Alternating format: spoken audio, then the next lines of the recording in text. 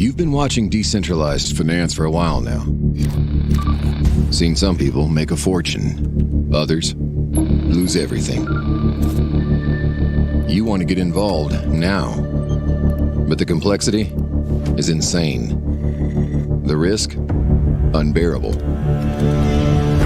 Let's face it, you have no time to specialize in decentralized apps, and no money to lose either.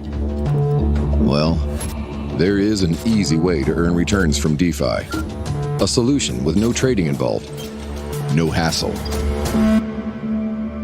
A place where you're always in control. Just deposit funds and watch your savings grow. We're talking about an app. We're talking about the Yield app. DeFi banking in your pocket. Hello, hello, hello, everybody. Welcome to Fridays with Yield App. It's been a little while. I'm very pleased to be here and bringing you an exciting show all about the Metaverse. My name is Rebecca Jones. I am the head of communications at Yield App, and I am joined by 5 guests that know the Metaverse back to front, up and down, top to bottom. I'm joined by Jordan Heathfield, who is the head of marketing at MADWorld. Hi, Jordan. Hello. How are you? I'm very well. Thank you for joining us. Thank you very much for being here. Thanks for having me. Who's founder of Metalabs. Hi, how are you doing? Thanks for having me. Thanks for being here. I've got Hakon Harberg. I hope I'm still pronouncing that correctly, Hakon, who is COO of Wib Technology. Perfect. Yeah, thank you. Thank you for having me. Thanks for being here. And Bao, who is the founder of MyReality DAO. Hi, Bao. Hello. How are you doing? Well, listen, I've got so many of you here, and I would love to go into deep detail about each of your products. But why don't you just help us understand as we whiz through the very exciting world of the Metaverse? So first and foremost, what is the Metaverse? Because this is a buzzword that I feel like nobody really understands. Jordan, can I start with you? Yeah, sure. I can give you my perspective on that. So for me and for us, actually, I think listening to a lot of these different talks and podcasts and such, you'll get a lot of different kind of perspectives on what is included in the metaverse and what is excluded. But for me, I try and make it as broad as possible. It's basically any digital environment where you have a representation of yourself that you can engage with other elements within that digital environment and or other people or characters within that environment. Those could be characters that are represented by people, connecting elsewhere, or it could be characters that are part of that digital environment, built into that environment. To be honest, I've heard people say yes to this and no to this, but I believe that we are actually kind of in the metaverse currently because, we are connecting in a digital environment with each other and interacting with each other. It may not be a fully immersive digital environment, but it's definitely a kind of an offshoot of what the metaverse is. Yeah. Another element I think is very important. Into the matrix just yet, but nearly there is what you're saying. Right, exactly. Another key element is probably that you need to be connected to the internet, right? Okay, if not through the neck. Okay, cool. Omar, Yeah. can you tell us what you think the Metaverse is? And in fact, can you give us a little bit of a background on what Metalabs does? And then Jordan, we'll circle back to you for you to give us the lowdown on MADWorld. But Omar, can I hear your view? Yeah, so I'm the founder of Metalabs, and kind of what we do here is we specialize in creating metaverse development in the metaverse space. So you can imagine any piece of virtual real estate that you purchase or that you're involved with, you'll be able to hand it to us, and we'll be able to create an immersive experience for you, and as well as creating assets and avatars for you as well. We are starting off specializing in the sandbox, but we are going to expand and be. We're aiming to be the Pixar of the metaverse. That's kind of our aim. That's pretty big.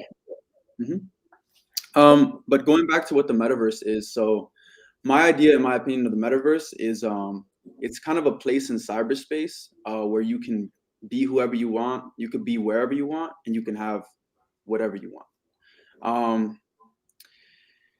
how I always explain it to people is it's kind of a digital universe where instead of being on the internet, sort of like being on Facebook or being on Instagram, you're actually inside of the internet, where you can have an immersive experience and actually interact with everybody.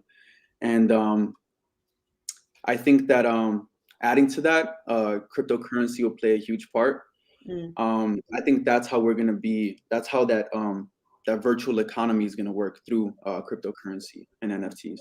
Yeah, well, you'd assume that you would need a currency in the virtual world. So crypto does seem to fit neatly into that. Now, you mentioned the sandbox in real estate. This is something I think that most people, certainly anyone that has an interest in digital assets at all, will have heard of. You know, there are places like the sandbox, as you mentioned, also Decentraland, where you have pieces of virtual land selling for hundreds of thousands of dollars in some cases. And Bao, I just want to come to you on this because obviously MyReality DAO and you yourself are involved in that space. I mean, what part of what kind of a role is this kind of real estate element playing in the metaverse? Is it the foundation of it, or just a small element of it? I mean, I'm not good in answering that kind of economic question. You know, like if you ask me about the metaverse and building that, I can answer. Like, yeah. Okay. Not good in that. Just to help Bao, that I think that's kind of a piece where you're able to own part of the metaverse and create an experience on it. So I think that would be a foundational. I guess that would be a part of a foundational point to the metaverse. But I think as more metaverses are appearing, I don't think that you're going to have to essentially own a piece of digital real estate. I think that was just that's just a way for the pioneers of the space to get people involved and to have incentive behind actually getting involved. Yeah. Especially with the crypto aspect and decentralizing that form of the space. Okay. And also taking that real world element and being able to translate it into sort of a digital environment gave people an easier way to kind of start engaging and interacting with what the metaverse is, right? I mean, it's a lot easier to grasp something that you understand tangibly in the real world, in a digital world. But really what we could see coming, it could be just mind-blowing in the future, right? I mean, absolutely. you could be creating your entirely new universes, you know, yeah. whatever the mind is capable of, really. Yeah. Mm-hmm. Well, yes, Bao, go ahead. I mean, if land isn't what you think the metaverse is, what do you think the metaverse is? Tell us. No, for me, it's like it's like a virtual world without limitation and boundaries. We can create anything. Like in your dream, you can make a dream.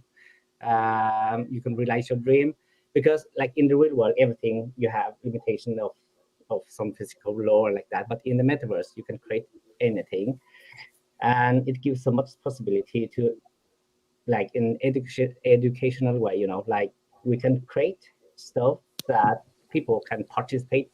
Like if you want to learn about history, you actually can create a scene and they can be part of that scene, and they by being there, you know, they learn much faster because they are there in the history. Yeah.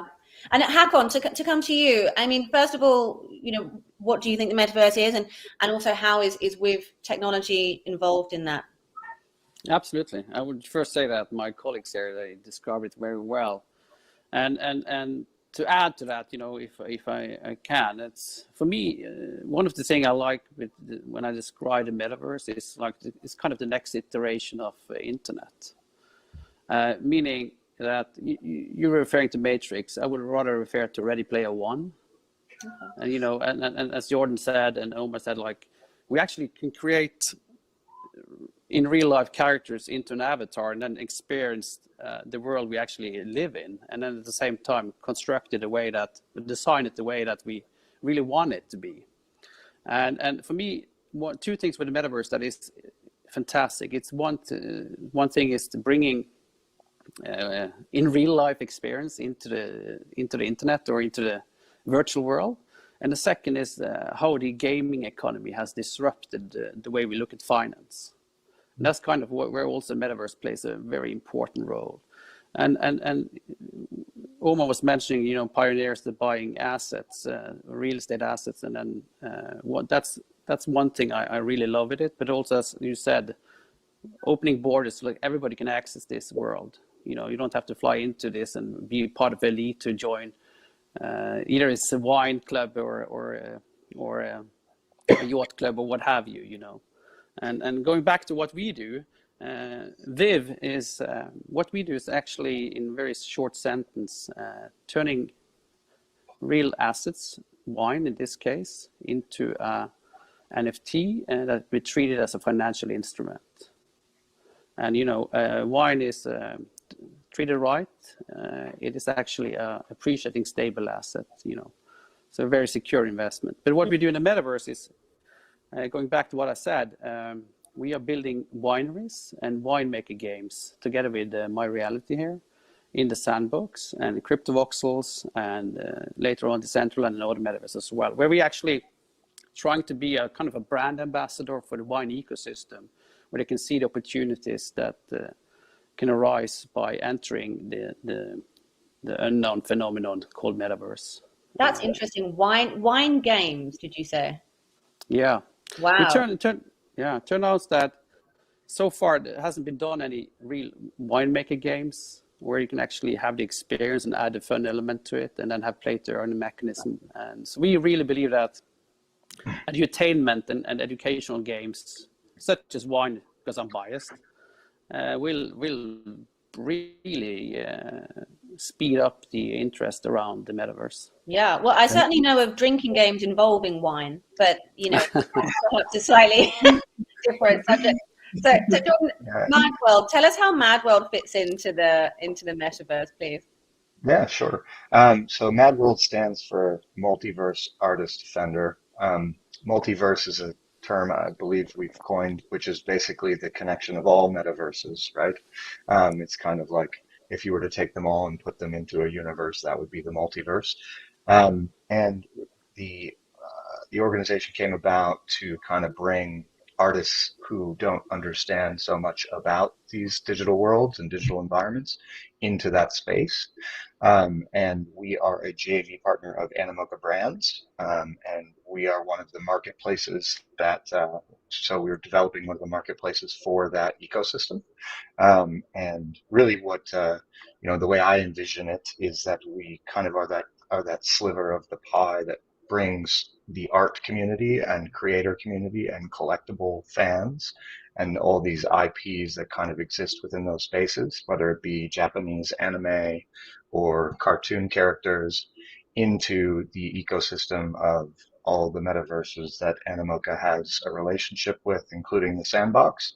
And we kind of basically will help to push the NFTs that represent those pieces of art into these different environments in unique ways, right? It could be, designs of cars for the Rev ecosystem. It could be, real creative art that goes into the sandbox, into your environment in the sandbox.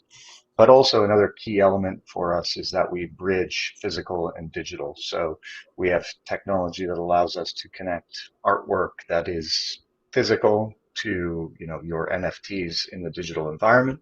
But also we have the ability to take physical experiences, like live content or live concerts, and build NFTs around those experiences. And we've done that a few times with some of our partners. So you can actually have that representation of that physical experience, available for viewing or reviewing in the digital environment. Okay. So we've got wine, we've got art, we've got real estate, we've got, advanced design and graphics. I mean, there's everything going on in the metaverse, right? Yes, already.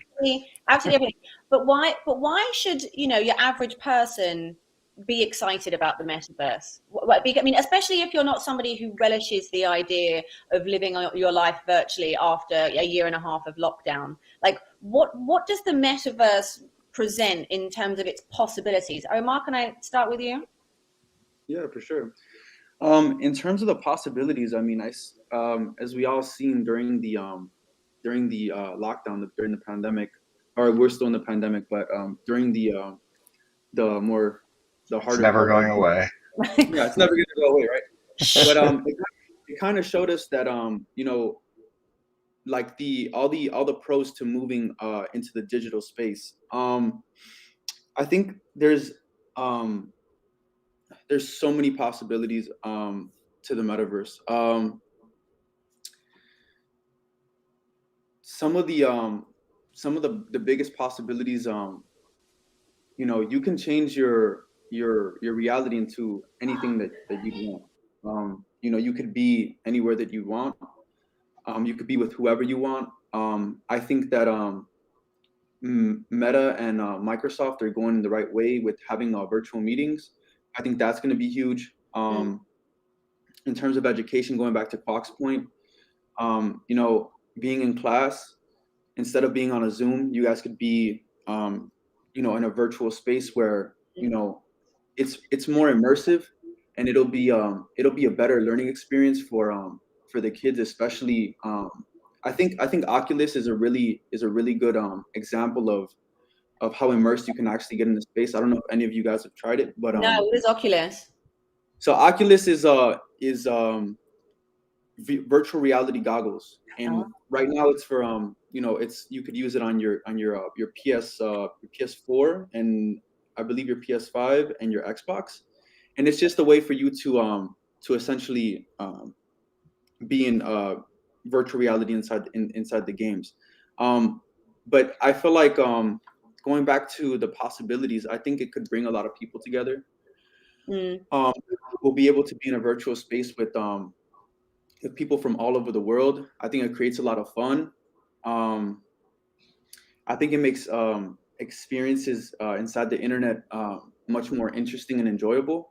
And I think it going back to my first point, it improves the, you know, working from home and homeschooling. Yeah, for sure. And as Jordan quite rightly said, there's going to be a lot more of that, whether we like it or not, I think. Yes. I mean, just to add to that, you know, it's something like Gen Z spends something like 5 hours a day on their mobile device. So if you think of that and how that will translate in a decade, right? Everyone will, that time that they spend will, you know, pretty much continue to increase. It may not be on the mobile device, but while they're doing that, right, those are just kind of the foundational elements of what the metaverse is, right? So these people are going to want ways to differentiate themselves, ways to show their character, show what's interesting to them in those digital environments, right? And that's kind of where the NFTs come into also. Yeah, because you have that identity. Right? You can do like profile NFTs, and then I mean, Nike just bought out a company that makes virtual sneakers. We've got like fashion going into the metaverse. I mean, Hakan, in your view, where are the possibilities even bigger and beyond that potentially? It's a good question and a big question to ask and to answer actually. But the bridge between physical and digital, you know, some people like to call it phygital experiences. That makes me think of that little game that you know, the fidget thing.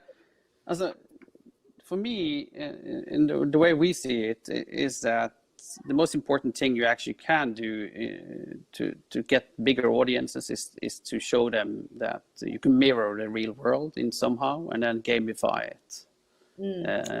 Putting, you know, you can decide your own rules in this environment. But there's no doubt that we pointed out the thing that happened with the pandemic. You know, we had to somehow pause the present and live in the future. And with that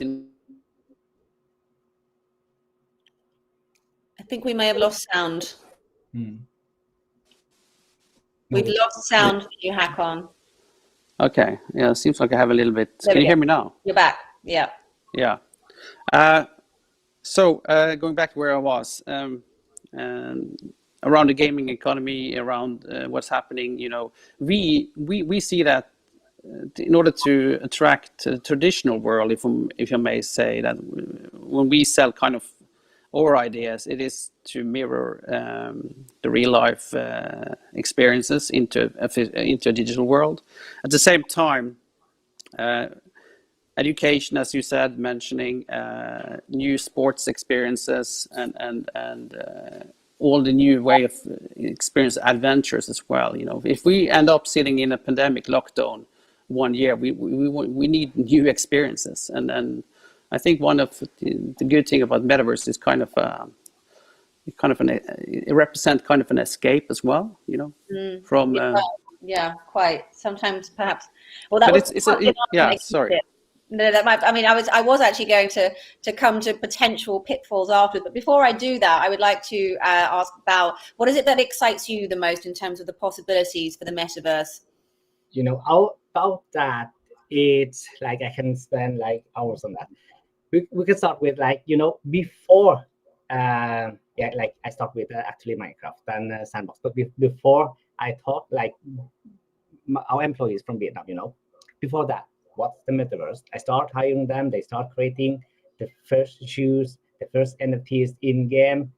Whoa! In the real world, you can create stuff and you can sell that. In the metaverse, you can actually also create like shoes, cars, all that kind of stuff, like in the real world. So it's like new way of doing work. Work possibility. So new kind of job. Like now you can be metaverse workers like that. So that's work. In advertising, think about gamified advertising. You don't need to put like an ads like 5 seconds on YouTube. That's like, oh my, I whenever I see something watch something and it appears 5 seconds, you have to wait for 5 seconds. But now you can create in-game assets as advertising. So you put that everywhere. You can put this color cane in the game, and the hero can just take that and kill the monster. So that's advertising. And education, like instead of participating or seeing or watching the scene, you can actually play the game like we are going to work with that, like wine and the wine concept, like the wine game. By playing through the game, you actually can start creating your own wine after the game. Okay, interesting. That isn't so yeah, the bridge, I guess that's the thread that's coming through here, is that the bridge between the real world and the virtual world. Although if we want to get philosophical, what is the real world, is something that the metaverse is it trying to, hold on, let's ask the question, is the metaverse trying to build a bridge, or is the metaverse trying to replace the real world with a virtual world in which we're all just going to be like this over our computers, never leaving the house? Because that would be something I know that some people would be frightened of. Jordan, what do you think?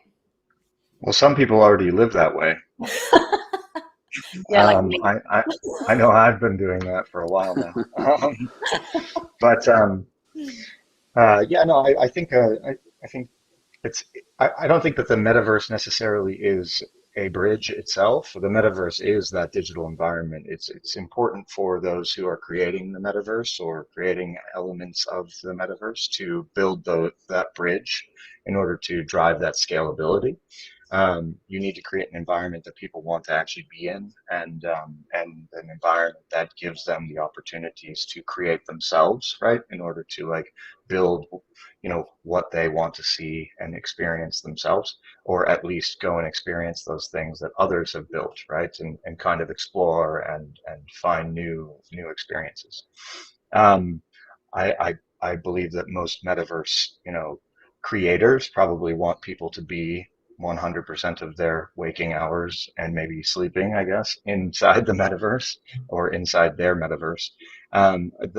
When it comes to the bridge, that's where I think that the concept of NFTs, the concept of digital currency, that's kind of the conduit of that bridge, right? It's really kind of the currency of that bridge, right? Mm-hmm. The NFTs are interesting because it's like a way for you to understand ownership, value appreciation, for those assets that you've created inside the metaverse, right? So if you own, I mean, for some games, you can buy an asset that everyone has, but as you play, you can add new elements to that asset. And as you add new elements and as you play more, put more hours into it, it becomes more valuable, right? So at that point, you can then actually on-sell that, right? So that's kind of a pull for people to spend even more time inside that metaverse, right? Yeah, yeah. So I think everyone needs to be quite careful that Yeah, they it's don't a spend drug. It's a too much time in gateway. the metaverse. The sandbox is a gateway drug, but we'll have to Yeah. provide that for ourselves. Omar, what do you think? Is there any potential, well, things to watch out for when it comes to the metaverse? So me and Bao were talking about this earlier. We don't like to go into the negative aspects of the metaverse. Perhaps there But aren't any. Perhaps no. There's pros and cons to everything. And just like it could be really fun playing a video game. There's also kids that get so immersed in these things that they're on video games for 12 hours a day, and they get addicted to them, right? When we start to look at the metaverse, and we start looking at VR, AR, right, augmented reality, virtual reality, it's a way, it's the next level of immersing ourselves in that space. And in my opinion, I think that and that's why I don't have an Oculus myself, or any or I don't play video games myself, or I don't try to get immersed in that space, is because you find yourself getting so immersed in that you it's hard to pull yourself out of it. And like I said, if we add that aspect of virtual reality and augmented reality, it's almost 10x from that. So I could almost imagine kids, never leaving the metaverse, and going to your point, the pitfalls is kind of people losing a sense of reality, and people kind of investing everything that they have in the real world, and essentially becoming a kind of a digital version of themselves, and losing once they take off the goggles, or once they take off the glasses, then they kind of come back to a reality where things are falling apart. And I think that's kind of like the dark side of the metaverse. And I think that if we go that route, and we get so immersed, I think that a huge percentage of the people doing it will lose a sense of reality. And I think that that stops progression and and creativity with real world things. Well, that's a potential. Although I still remain pretty excited for the day where I can go into some kind of virtual space and upload like a foreign language. I'm really just ding, I can speak German now. Ding, I can do judo now. Like, I'm excited for that. Hakon, are you not frightened that there might be a time when people don't want to drink real wine? Oh yes, you meaning drinking virtual wine and That's eating virtual impossible. steak? Yeah, that's. No, I'm not afraid of that, but seriously speaking, the good thing about, we talked about pitfalls in gaming, but the fantastic thing that online gaming brought to life was the kind of taking away layers, elitism. You were just your nick on online, playing with somebody else around the world, and all of a sudden you meet people that you would never afford or have opportunity to meet otherwise. So in that aspect, and bringing this next layer, which is the metaverse, into this, I think that's a beautiful thing. And having one thing I also always talk about is, because we handle physical items such as wine.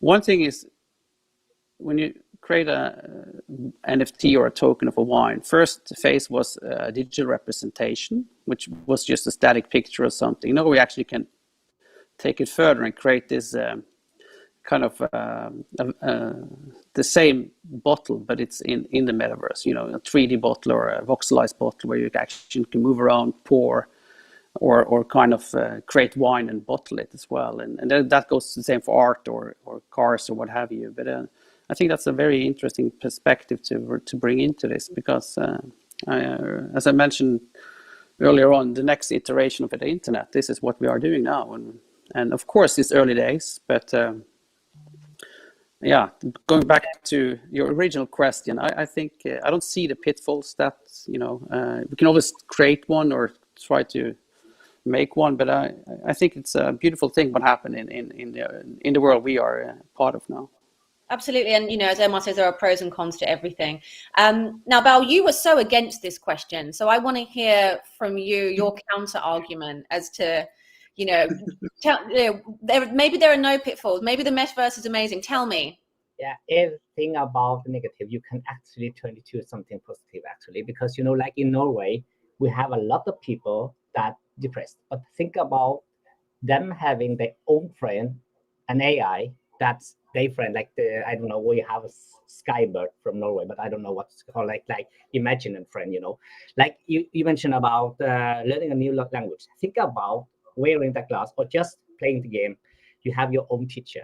She knows how many words you've learned, how much how your progress and everything, So by after the course, after the lesson, the AI with its database know everything about you.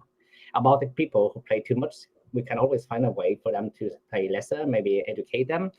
About people who are not, because Metaverse should be like a place where the people can socialize, but people who, like in the real world, they don't socialize, but in there, we can make it happen. Like instead of them going to start saying hi to people, maybe some avatars can come to them and start a conversation. So maybe I don't like to think about pitfall, and I don't like to think about the negative, but all of the negative can actually be positive. When you talk about that, we can actually make everything negative turn to be positive by helping people through in the metaverse. I understand. Well, listen, guys, we're coming up to time, so let's do a little sum up for each of you. I'd love to hear where you think, or how important you think the metaverse is going to be in 5 years' time. Jordan, let's begin with you. Sure. I think, going back to my previous point about the amount of time that Gen Z spends on a mobile device, right? If we look at the generation even younger than Gen Z, they have grown up with devices in their hands, right? You see them at a restaurant with their family, and parents give the iPad to the child in order to kind of give them something to do at the table. So, if you take that kind of experience growing up, and you then think about where we are currently from a metaverse perspective, from my perspective, this is going to be, the most important environment for even, human relationships. In a sense, it's going to be a way for us to connect with people all over the world, from different cultures, backgrounds, age, right, and interests, right, and also I think what we'll see is really an explosion in the number of metaverses out there, right? Similar to, right now we're probably at the stage where 1997, 98, right before the crash. Don't say But that. not to be negative, but it's quite interesting because that's when the most forward-thinking businesses and forward-thinking organizations were looking at ways to get online, right?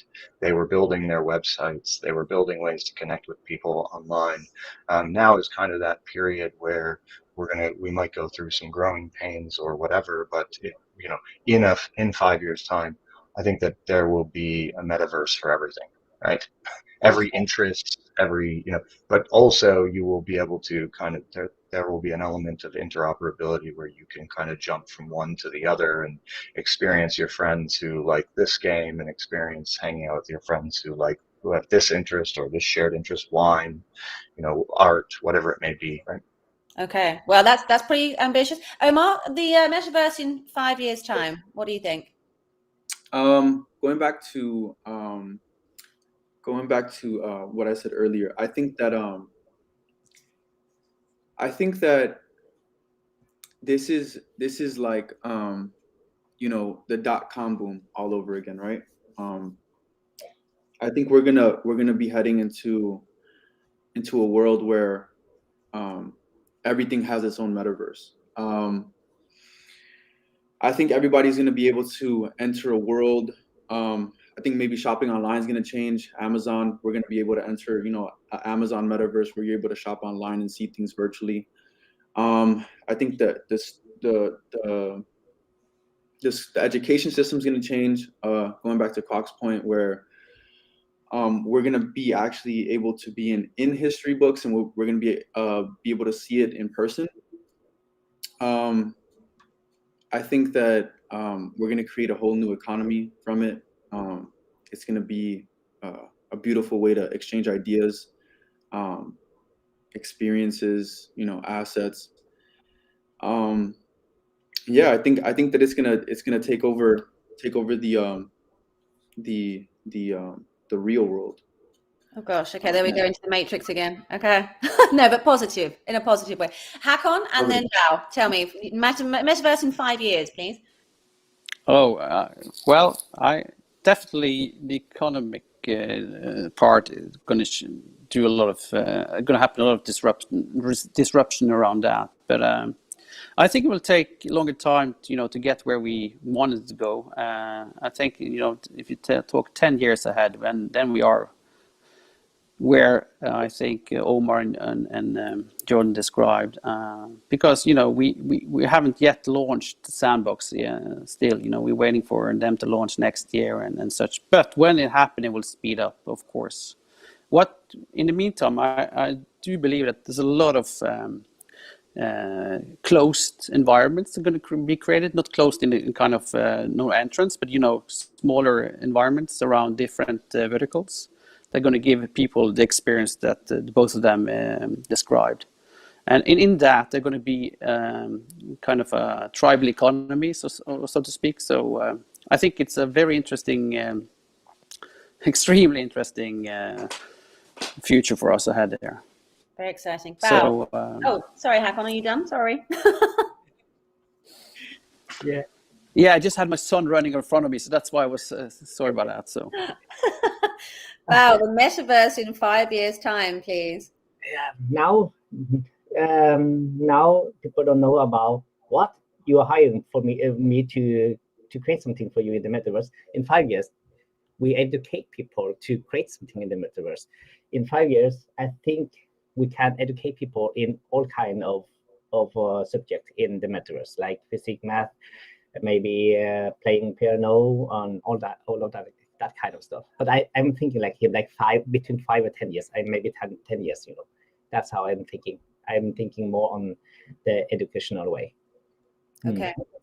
Well, that's very exciting. Now, we've run out of time. You have had a couple of questions come in. So I'll ask them real quick, and then I'll pick one of you to give me a nice, snappy answer. So Crypto Big Turn, I'm not sure if this is a question or a comment, because I'm not sure who... Stanley Ipkiss, the guy, is that Neo's real name in the Matrix? No, that's the mask. Oh, that's the mask. So the question is, would Stanley Ipkiss ever put the mask on again after what happened last time? So I think that's more of just a bit of a joke. So thanks for that, Crypto Big Toe. It's because he looked like that guy, I think. Yeah, that's probably it. Heard that before. Okay. Jim Carrey. Yeah, you look like Jim Carrey. And which is a compliment, by the way. Thanks, Crypto Big Toe. Yeah, and maybe Crypto Big Toe is one of your friends, potentially. Armand Meredith does ask, what is the metaverse's approach to P2E, play to earn? Does it embrace or reject it? I think play to earn is a huge incentive for many to engage. So, Hakon, you've actually mentioned gaming a few times. So what do you think on this? Oh, unless your son has taken your attention entirely, and then we can have. Oh, play to earn. Going to play him. Oh, okay. We've lost him. Who wants to take play to earn? I could take it. I think the metaverse started off of the play to earn model. As we can see with Sandbox, the play to earn model isn't out yet, but as soon as they release the game, that's a huge incentive for people to join. And I think the gaming space is taking that turn for the play to earn aspect. In terms of any other industry that's trying to be part of the metaverse, I think it'll be a bit difficult for them to add a play to earn aspect. But I think just for gaming in itself, I think the whole gaming landscape is going to change. Instead of it being free to play, which it currently is now, it's going to be play to earn, and that's going to be over the whole landscape of gaming. So I think it's a huge incentive for the gaming community, tied with the metaverse. Okay, well, listen, we are at time now, so thank you very much. Sadly, we've lost Hakon. Hakon, if you're watching in any way, thank you for joining us, and hopefully we'll have you on again another time. Thank you very much. Omar Corona, founder of Metalabs. Hakon Harburg, sadly no longer with us, in somewhere out there in the metaverse, potentially, COO of Technology. We have Bao, founder of MyReality DAO, and Jordan Heathfield, head of marketing at MADWorld. We will make sure that we put links to all of these respective projects in our description so you can follow on later on. Thank you very much, everyone, for being with me. I have been Rebecca Jones, still am Rebecca Jones, head of communications at Yield App, and this has been Fridays with Yield App on the Metaverse. Thanks so much, everybody. Thanks, everyone. Thanks for having me. Take care. Bye-bye. And happy holidays. Yes. Happy holidays.